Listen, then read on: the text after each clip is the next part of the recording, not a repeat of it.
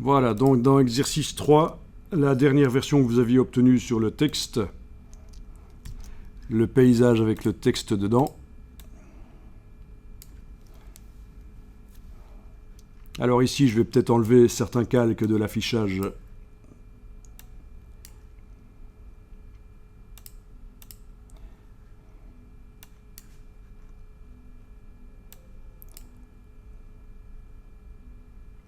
Donc, ok, et ça, voilà. Donc gardez le cheval avec son motif et le texte éventuellement Colorado Springs, voilà.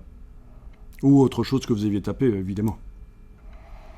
Donc on imagine que vous avez fait une composition, et la question c'est comment la mettre dans le bon format, si c'est pour l'impression.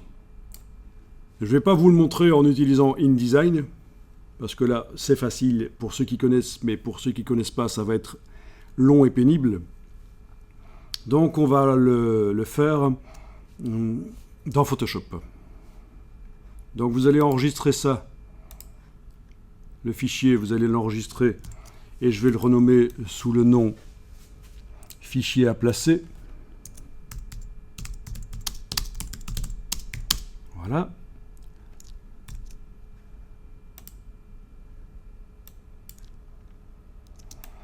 Donc ce fichier, au niveau de sa taille, image, taille de l'image. Chez moi, c'est 3900 sur 2600. Sans doute chez vous aussi, puisqu'on a tous démarré de la même image. Je parle bien en pixels. Bien. Et au niveau de la taille de l'image, qu'est-ce que ça fait en centimètres quand c'est imprimé? 33 sur 22. Voilà. 33 sur 22 à 300 pixels par pouce. Ne le faites pas. Je décoche ici le moteur de multiplication et de division du nombre de pixels.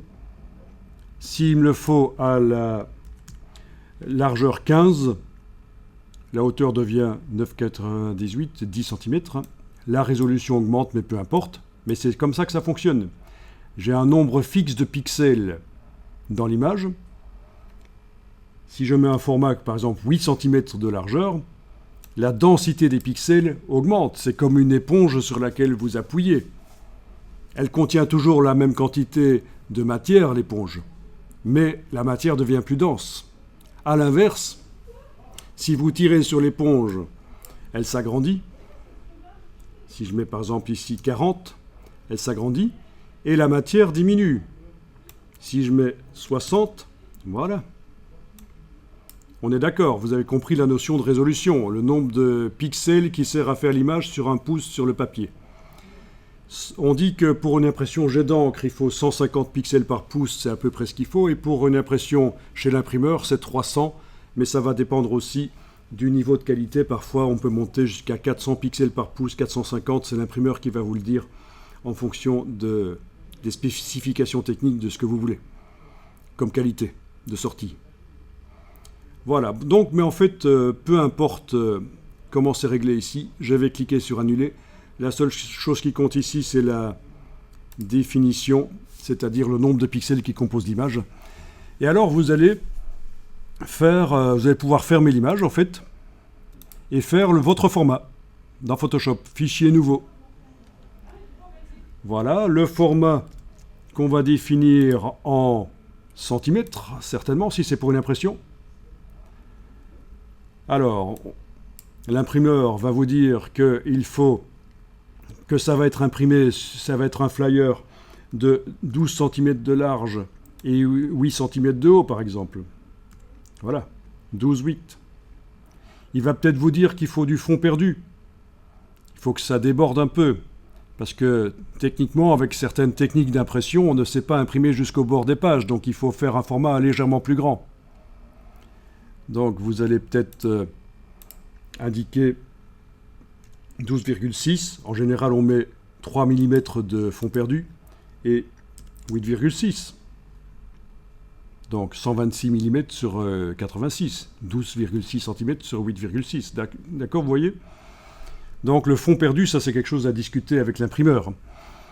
Est-ce que, parce que vous avez des images, des des bords, des fonds de couleur, etc., qui vont jusqu'au bord de la page, est-ce qu'il va vous dire qu'il faut un fond perdu ou pas? La résolution, il va vous le donner, l'imprimeur. Imaginons que ce soit 300. Voilà. Bien. On peut garder RVB sans problème parce que c'est au moment où on va exporter le document que on va le transformer en CMJN. Ok. Donc, vous créez le document. Et dans ce document, vous allez importer, fichier importer et lier. Fichier importer et lier.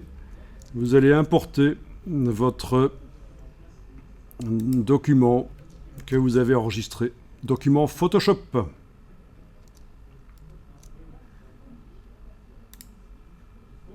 Et voilà. On valide avec le petit V.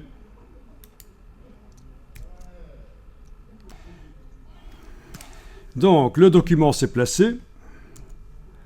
Et là, vous allez pouvoir faire une transformation manuelle. CTRL-T. L'agrandir. Le repositionner. Vous recadrez.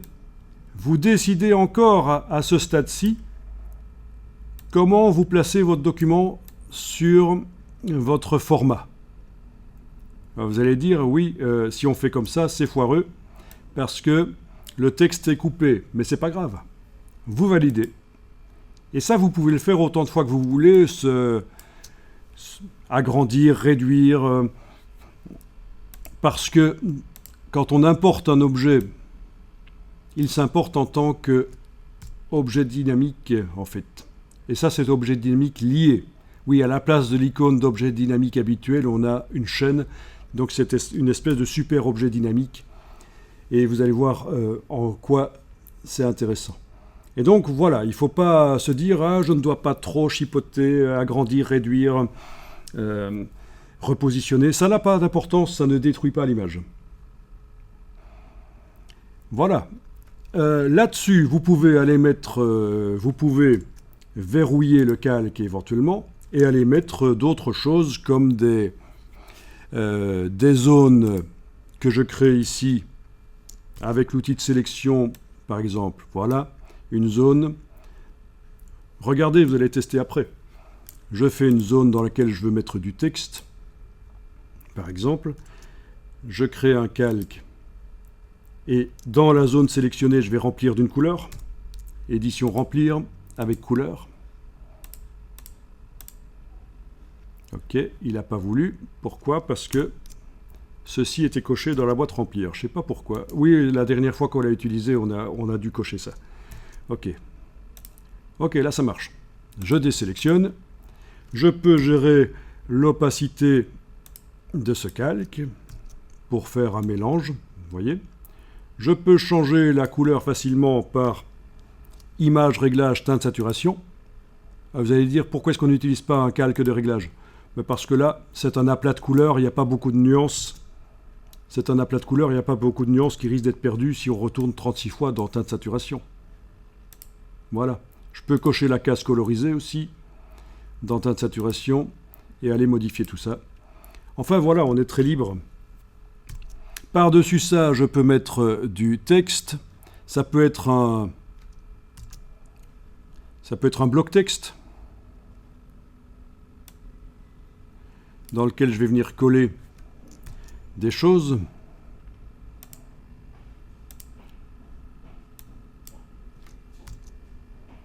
Alors,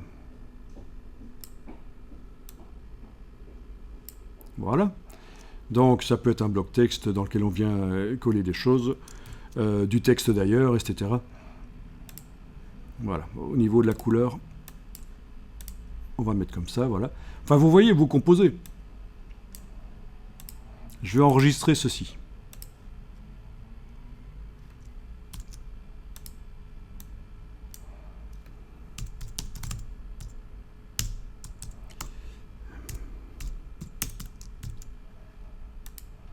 Et alors le fichier là, il est lié, c'est-à-dire que je peux l'ouvrir parallèlement à ce travail.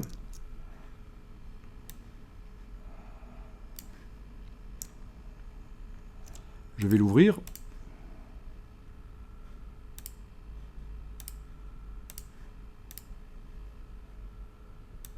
Voilà. Je vais le mettre sur le côté. Fenêtre réorganisée, juxtaposée. Voilà. Comme ça, je ne m'ennuie pas. Et donc, dans ce document ici, je peux repositionner les éléments. Je vois qu'à droite, la dimension du cheval, le cadrage sur le paysage, c'est ce qui me convenait, mais malheureusement, le texte ici, Colorado, est coupé. Mais je vais simplement aller travailler dans l'image de droite sur le texte Colorado. Si j'arrive à le retrouver. Il est là. Ouais. Je vais faire une transformation manuelle. Le redimensionner. Voilà. Le mettre à un endroit ou l'autre. Valider. Enregistrer. Fichier enregistré sans changer le nom. Du coup, dans le document d'à côté, ça devrait m'indiquer que le document a été modifié. C'est bien le bon? Oui, c'est bien le bon. Ok, voilà, ça s'est mis à jour tout seul. Il n'y a même pas eu besoin de le dire. Vous voyez que je vous remontre? Je vous remontre. Dans le document de droite, donc le texte Colorado Springs. Ok. Ah ben c'est pas le bon texte, et il faut pas qu'il soit courbe comme ça. Ok, je prends l'outil texte. Je vais le sélectionner.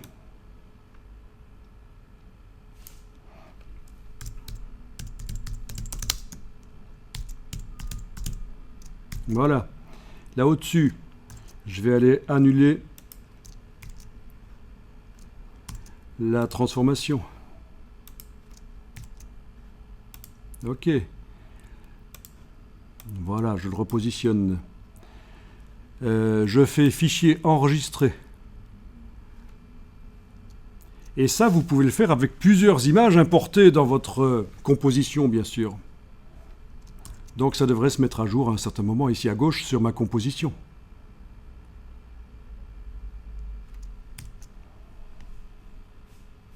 Voilà, c'est mis à jour. Ok. Le texte est... J'ai mal visé, je vais le remettre un peu plus comme ça. Voilà. Et aussi, le texte pourrait être importé dans la composition seul. Hein. C'est parce que là, il est avec le cheval et le décor, mais on peut vraiment importer plein d'éléments et les composer comme ça. Des fichiers Photoshop dans des fichiers Photoshop. Voilà comment je ferai les choses pour faire un flyer au bon format, directement. Ok, c'est bon. Il s'est repositionné. Donc, vous voyez la logique, en fait. Hein. Alors, s'il s'agit de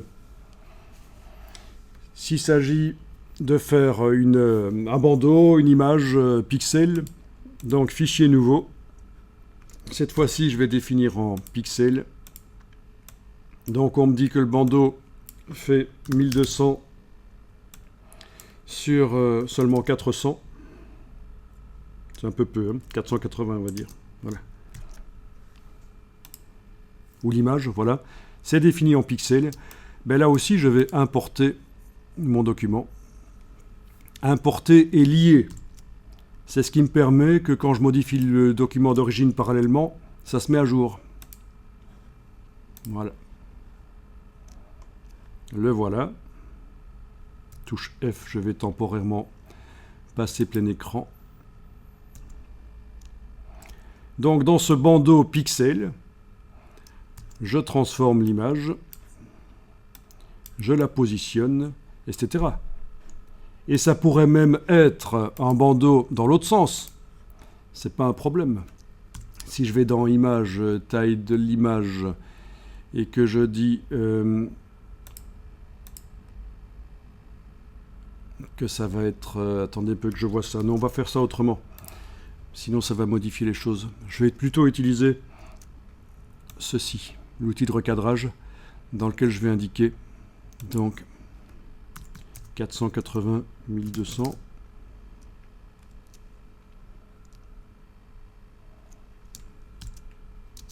Pixels et pixels.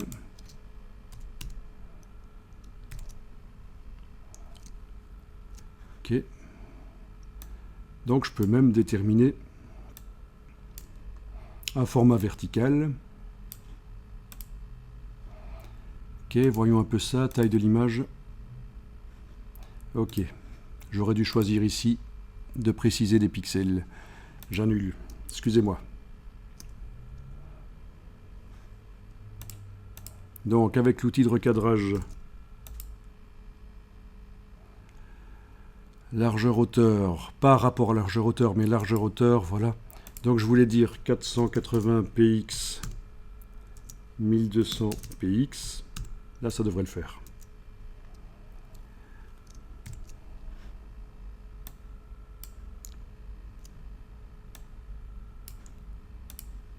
Voilà. Oui, c'est bien ça. Image, taille de l'image, cette fois-ci, c'est bon. Je m'en doutais quand je l'ai fait taille rapport largeur-hauteur, mais j'ai eu un doute. Finalement, il faut vraiment, si on veut préciser le nombre de pixels, quand on utilise l'outil de recadrage, il faut utiliser la deuxième ligne là et taper les choses ici dedans. Et donc, voilà, palette des calques. Mon élément, le fichier à placer. Je vais le transformer par CTRL T, transformation manuelle, et voilà, je vais le placer là, voilà.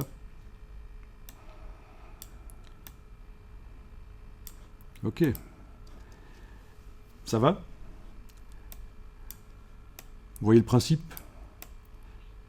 Mais dans ce cas-là, j'aurais intérêt à avoir un duplicata du fichier, parce que dans cette version verticale, pour mettre le mot restaurant, vous voyez, le problème, c'est que si je modifie dans le fichier original la position de restaurant, ça va le modifier aussi pour l'autre flyer, celui-là. On est d'accord? Donc, c'est pas plus mal, éventuellement, d'avoir le texte vraiment importé de manière séparée. Voilà. Ah, c'est un peu complexe, relativement. C'est pas si complexe que ça quand vous y réfléchissez. Voilà ce que je vais faire. Le fichier à placer, là, qui contient le désert, le cheval, le texte. Je vais le dupliquer. Ok. Je vais dire que c'est le texte, là.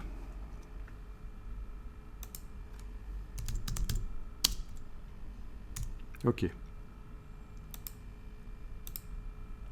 Je vais l'ouvrir, ce fichier à placer texte. Le voilà. Et dans ce fichier, je vais enlever de l'affichage le cheval et le désert. Donc voilà, je ne garde plus que ça. Je peux même le recadrer. Ah oui, pour recadrer comme je veux, il faut que je clique sur effacer pour enlever ce que j'avais mis précédemment ici.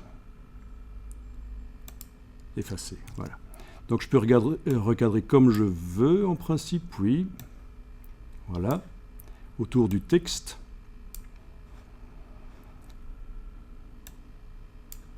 Je valide. J'enregistre. Je ferme. Ok. Dans la version que j'ai déjà utilisée dans les deux documents, là, celui pour une sortie pixel et celui pour une sortie imprimée, dans cette version-là, je vais enlever l'affichage du texte restaurant Pamela. Voilà. J'enregistre. Je ferme. Ah, il est un peu plus lent à enregistrer, là.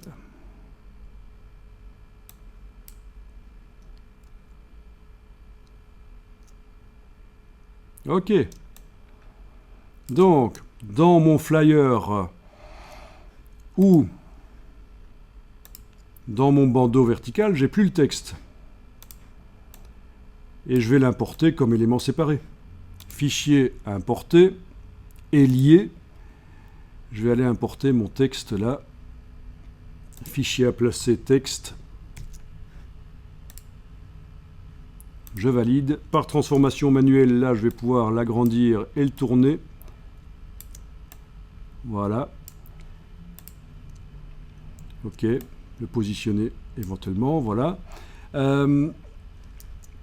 Et dans l'autre document, je vais l'importer aussi. Et lier.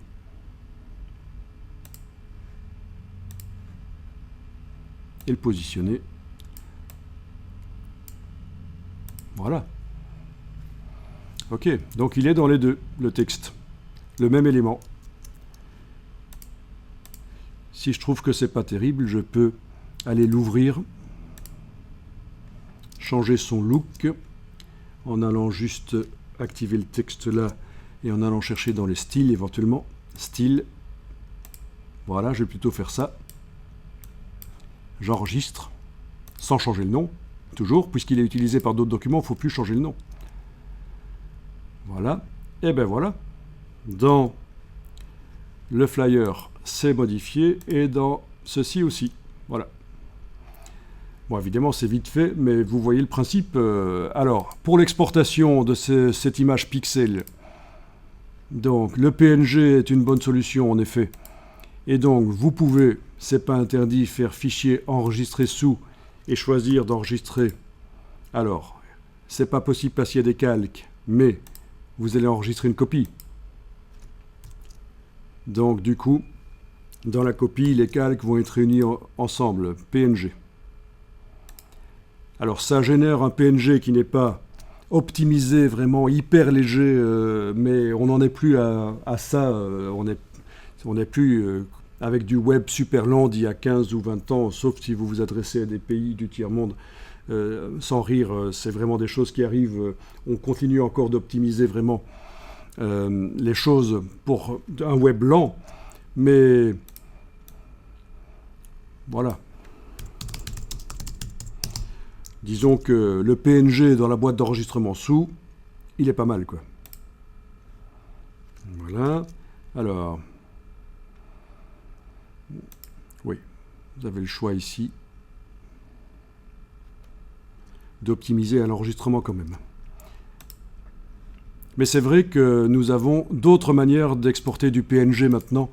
Il y a une manière plus évoluée qui est enregistré pour le web, fichier exportation enregistré pour le web, qui existe depuis très longtemps dans Photoshop, où vous avez une boîte dans laquelle vous allez pouvoir choisir le format, et là, le fichier sera un tout petit peu plus léger, il sera sans métadonnées en fait. Tout ce qui est propre à Photoshop sera retiré du fichier. Les choses non visibles, hein, le texte dans le fichier. Je veux dire, vous voyez ce que je veux dire, les métadonnées, des choses cachées, des choses qui sont dans le fichier. Voilà. Et dernièrement, il y a une autre solution pour exporter, c'est le générateur dans générer fichier d'image, mais il faut avoir préparé les choses dans la palette des calques en fait. Et à titre personnel, je ne l'ai pas beaucoup utilisé, mais il y a possibilité donc d'exporter. L'avantage, c'est que ça exporte plein de fichiers d'un coup pour les différents appareils, les différentes tailles. C'est le générateur, ou le web générateur. Donc 3 solutions, mais franchement, la première, enregistrer sous en PNG, c'est déjà pas mal. Donc, si je l'ouvre, le PNG, fichier ouvrir. Voilà donc à quoi il ressemble, quoi. Pas de calque, évidemment, enfin pas de calque à part l'arrière-plan. S'il y avait de la transparence dans le document Photoshop, il y en aurait dans le PNG. Voilà. Alors, pour revenir à ceci, le document ici, il faudrait le placer dans un gabarit, en effet, avec les fonds perdus, parce que le fournisseur en ligne, ou même l'imprimeur que vous rencontrez en vrai dans la vie, peut vous fournir un gabarit dans lequel vous allez pouvoir placer le document, ou alors vous faites une exportation, je veux dire un enregistrement enregistrer sous, en PDF, en Photoshop PDF, et ça on l'avait vu, hein. En Photoshop PDF, avec ici la sortie, la conversion en CMJN si l'imprimeur veut un CMJN. Et il vous dira lequel. Donc, si l'imprimeur veut un format CMJN, ce qui serait tout à fait logique, vous pouvez faire un PDF CMJN comme ça. Franchement, si on connaît InDesign, c'est quand même mieux de passer par InDesign. Alors, pour tout ça, l'imprimeur, le fournisseur de services, est votre allié et il va vous dire, en fonction de son matériel et de ce que vous faites, comment vous devez procéder. Il va vous fournir un mode d'emploi qui est valable pour tous ses clients, ce qu'il fournit à tous ses clients, ou alors il va vous expliquer en temps à vous seul comment faire, en fait. Hein. Parce qu'il n'y a pas de... Disons qu'il n'y a pas de méthode passe-partout, ça dépend vraiment de ce qu'on fait. Donc il vaut toujours mieux dialoguer avec son imprimeur. Mais en gros, voilà, c'est ça. Vous allez pouvoir lui fournir un PDF, et même un PDF CMJN, grâce à ici sortie. Et vers le CMJN qui va vous dire Fogra ou Euroscale, c'est lui qui vous dira quoi. Et si c'est pour une impression jet d'encre, pas besoin de CMJN, ça peut être du RVB. L'imprimante jet d'encre va accepter tout à fait le RVB.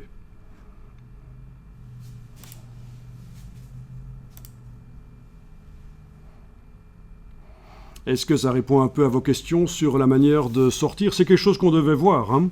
C'est quelque chose que j'avais mis dans la liste des choses à voir, parce que forcément, pour finaliser les choses, c'est intéressant. Voilà, c'était prévu, c'était ici, voilà, recadré par InDesign ou par import dans un format Photoshop. Voilà, voilà. Donc, ce qu'il ne faut pas essayer de faire, parce que c'est compliqué, c'est dans le fichier de création que vous avez fait, essayer de le mettre au format.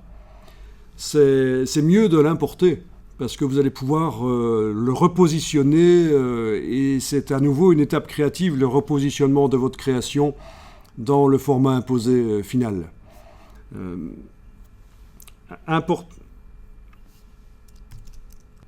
Bon.